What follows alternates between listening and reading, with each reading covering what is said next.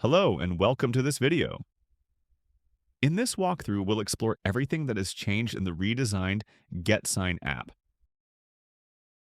After installing or updating to the new GetSign, you'll notice the redesigned welcome screen. It no longer prompts you to pick a workflow right away. Instead, you'll see 5 expandable sections, each dedicated to a different part of the document management process. We'll go through each of these sections one by one. Templates and documents.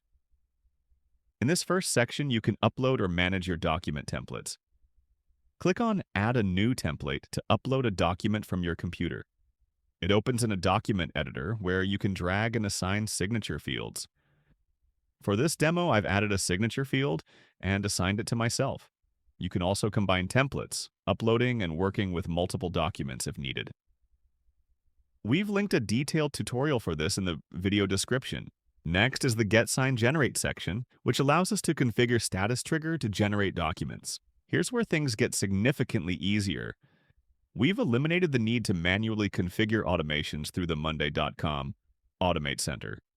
Instead, just toggle this section on, choose a status column as a trigger, assign a value like Done, and select where you want to store the generated document. This setup allows you to generate documents automatically just by updating a status. To see it in action, I change the status to Done, and the automation runs immediately.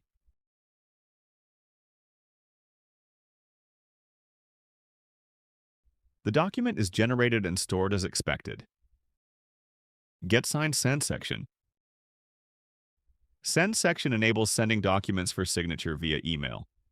This part is largely unchanged. One new addition is the ability to trigger document sending using a status column.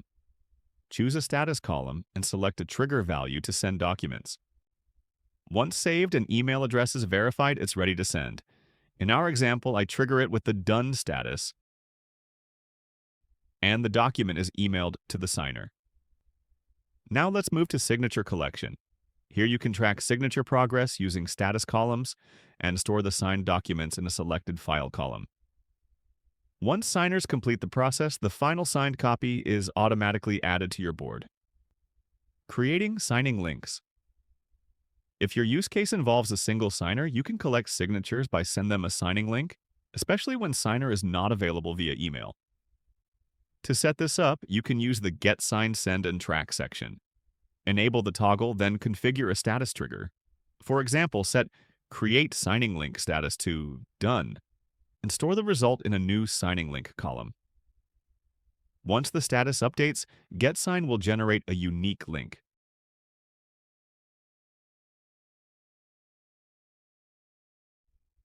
Clicking the link opens the document directly for signing, without the need for an email.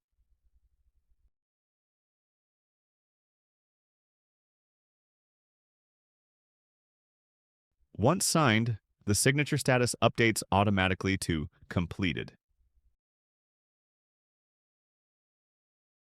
Template editing, item edit versus global edit. We've also made template editing more flexible. If you click the edit icon inside the item view, changes apply only to that specific item. To make global changes, go to the template gallery, find the template you want to edit, and click Edit Template.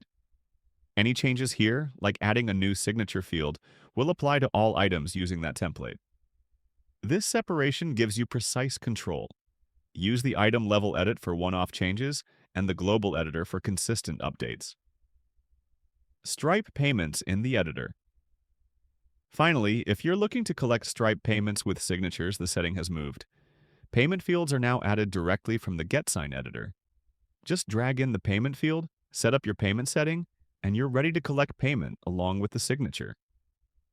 These are all the major updates in the new GetSign experience. We've linked additional tutorials and support articles in the description for more in-depth guidance. Thanks for watching and keep using GetSign.